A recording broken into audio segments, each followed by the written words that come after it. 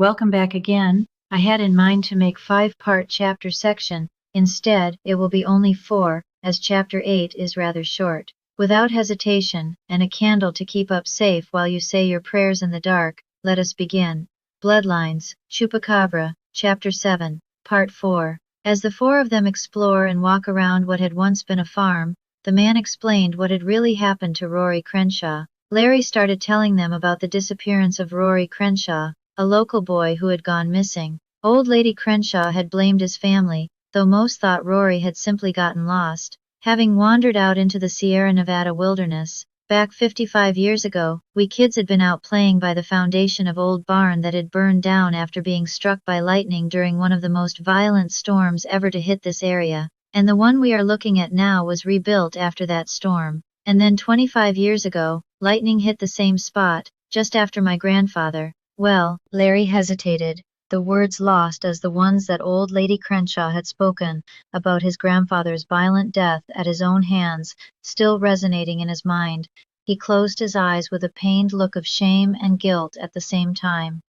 Sandra puts her hand on his shoulder to reassure him, and she understood right away what he was feeling in that moment.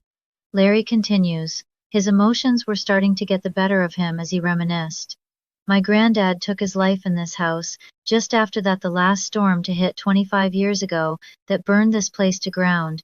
Though most people thought anyway, others seemed to gather the idea my family burned it down to hide the shame of his suicide. I never thought that. I always knew he had been marked by that creature, the same as it has done to you. Looking at Sandra with tears in his eyes, he knew he couldn't let that happen again. Approaching the house where it once stood, the remnants of farmhouse and barn, the caved-in and crumbling walls that had once been a cellar, still blackened by the fire, Sandra saw the door again, and shuddered. There was a heaviness of electricity in the air, the dry, dense feeling that seemed to give them all a sense of eerie unease. Cal looked at the sky as he felt the hair on the back of his neck stand on end, the very feeling he had as he tried to run away from his own haunting back home. The very thought of what must lie beyond that door gave her such chills right to the bone.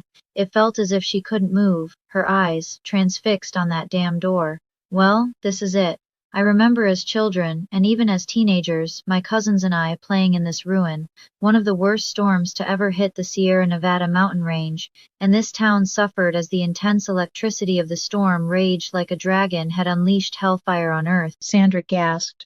I can't imagine the emotions within, as your family must have truly thought it could be Armageddon. I know how religious people were back then. Father Flanagan looked down at his hands with his Bible clutched tightly, his face blank. Still a very superstitious town, with most folk moved to get away from here as soon as that last storm hit, getting to clothes for comfort. Now Larry, I'm serious, we better do this right or… Father Flanagan seemed to be lost in thought, as he tried to mutter the words he couldn't speak. He didn't want the truth to escape his thoughts. The truth between the lies on his tongue caused him to shudder. Or what, Ted? Asked Larry. Father Flanagan hesitated. I just mean that we need to be ready. This thing could jump out from anywhere. We don't know exactly what to expect. And Miss McCoy is… I'm sorry, Larry, but I have to tell her. Larry lets out a sigh, and with many hesitations he did want him to say it, though he knew the truth had to be told, and he hated lying. It caused him pain to lie to her, was like that, it killed him inside. Tell her what then? That she's bait for it? Is that what you expect me to say, Ted? He was angry at the thought of using Sandra. She had already been marked, and now she knew the real reason she was there. The cat was out of the bag now, and she had the right to be pissed. Sandra's eyes widened as her brow furrowed deep. Her face turned red. She was furious with the two old men. How dare they? She had had enough of the runaround as it was. Now she was being used as bait to lure the beast out? What the fuck? Seriously? That damn thing has my head so twisted up, and you, pointing her finger at Larry and the priest. How could you just use me like that? Have you any idea what I have been going through? No, the answer is no, you don't. With her fist clenched, her anger pushed her as she walked hurriedly towards the priest, ready to hit him. As she came so close, he was sweating so profusely, as she stopped within mere inches of his face, as he fell over, heavy breathing as he began to hyperventilate. Cal swooped in to grab her by the shoulders as he swore at Larry for having been deceitful. Fuck you both, the two of you should be ashamed, he shouted as he took Sandra over to a few nearby trees, into the shade to try and settle her down. She needed to cool off, though he sided with his friend, she had the right to be angry. She looked at the priest down on the dirt, his face riddled with guilt as she spit on the ground, half wanting to run over and kick him while he was down. She stared both men down, giving them the finger. The shade wasn't cutting it. Sandra was still quite pissed off as she looked at Cal, shaking her head, then walking fast down the path. Cal, thanks, but this is really fucked. I cannot believe those two. She threw up her hands as she stormed off, heading back down the tree line towards the path to the jeep, with Cal just behind chasing her from calling her name. Forget them, they're two stupid old men, and you are so much stronger than this, he said as he looked her in the eyes. I am so livid, how could they lie to me like that? I am a human being, not a damn sacrificial lamb to be used.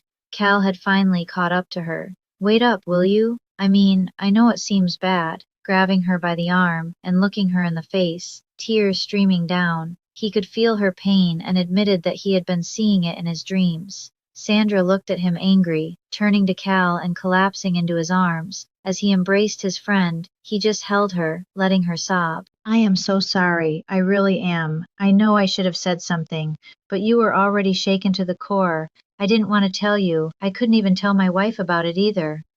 Cal looking her directly in the eyes, taking a deep breath and suggesting they hear the two Mulder men out, while picking her up off of the ground, brushing her off a bit.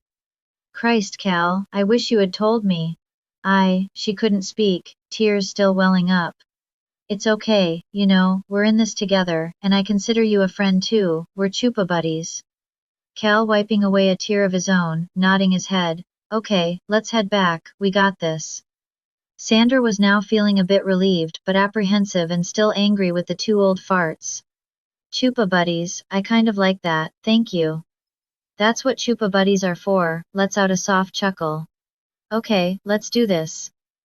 Back at the burned-out farmhouse, Sandra and Cal both now feeling braver than before, though Sandra still visibly upset with the two old men. Larry felt sick. I know that apologizing won't cut it, and I do mean no harm, but it's the only way to draw that cocksucker out into the open, onto blessed and hallowed ground. That's why Ted came along, sighing deeply. I know that I should have just been honest from the start. Yeah, well, that would have been better, you think? Sandra says, still looking at him as if she wanted to rant and scream, but holding it back, knowing it wouldn't help the situation any further. Father Flanagan, clearing his throat. There were rumors of a cult that lived here underground, but no evidence ever supported it. But, he hesitates, and looks down at the charred ruins, and points to a trap door at the bottom of the barn ruins. Sandra quipped, not another damn word out of you, or I swear my fist is gonna let loose, and believe you me, I have had my fair share of fights, I won't feel bad about hitting a priest. Larry sighed as he spoke to her. That door there, none of us ever bothered to notice it, as it had been under the rubble, and 2 months ago I came back here and discovered it after moving those old cobblestones from over the top of it, and it was beneath floorboards that had hidden it. Sandra, calmer now thanks to her friend Cal, looked at Larry, still angry. Do you think that it has anything to do with the disappearances and the cult? Cal had his hand up, fingers to his chin. That would explain why the Chupacabra has come back then, like reawakened it? I strongly believe that Rory Crenshaw found it and went down through that door and fell victim to getting lost, but now perhaps I was wrong. Father Flanagan, looking weary, had explained that it seemed to reappear every 20 years, almost selectively stalking its next sacrifice. Sandra looking at him with concern as much as curiosity. But why now? Cal's serious face said it all. So what if Rory and Laura were a blood sacrifice, and it brought the Chupacabra back once again? Is that what you think? I do, I really do, and I mean I really want to find whatever is down there to see if we can find out more, and maybe, just maybe, put a stop to the Chupacabra, stop it from haunting you anymore, stop it from killing anyone else ever again, says Larry, his face still red with shame. Sandra, breathing out with a heavy anger-powered deep breath, she had regained her inner courage and strength welling up within, an angry, determined look on her face. Well, let's do this then, let's kill this motherfucker. All nod in agreement. Larry, ecstatic that she found her strength, urges her on as they prepare to face the inevitable. The Chupacabra awaits the call, the one thing that will draw it out into the open, during the full black moon, in order to kill it when it's at its most vulnerable. The courage of 4 as it should be, but are still sure? Because we will need all of the strength and courage we can here.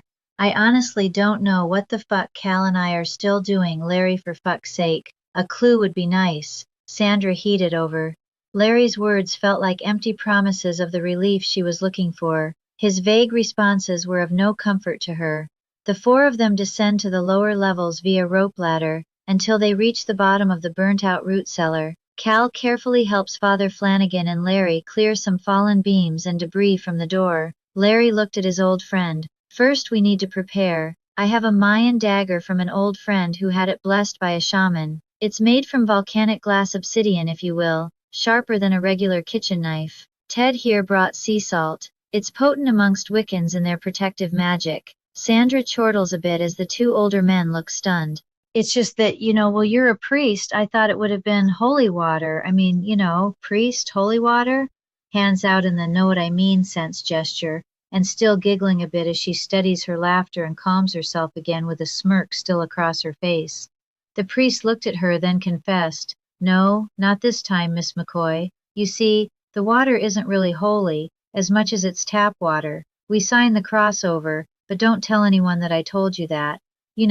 Have to keep up the display that it actually works. Sea salt has more protective properties in binding spells and protective magic, and plus the occult just happens to be something that I, even as a man of God, do find interesting." Sandra looked at him in a bit of shock. "Well, either way, I mean, we're going to need all the help we can get, right? So okay then."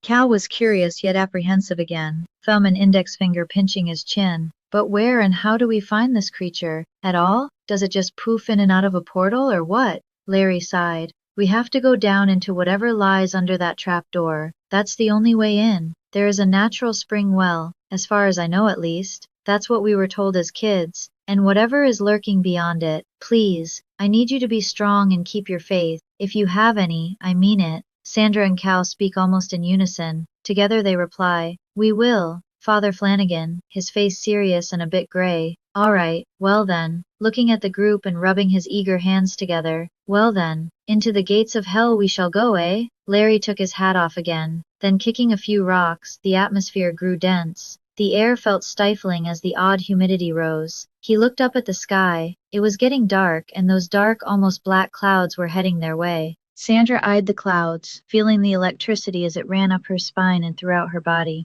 It was a sign of things to come, and she could feel her body vibrate as if the lightning was coursing through her veins. "First, we go pick up a friend of Father Flanagan's. He's an expert on all things supernatural and the cult that inhabited this area, so we're really going to need him with us the whole way." All four people head back and return to the Jeep as they drive off down the dirt road back into town to gather whatever supplies they may need and another friend to help, and Lord knows they need it. The four passengers all had the same thought as the departed, "God help us all." End Bloodlines Chupacabra, Chapter 7, Part 4, The Door. Well, how do you like this so far? Let me know and drop a comment. And don't forget to say your prayers and keep the candles lit. Until next we meet, take care and stay safe.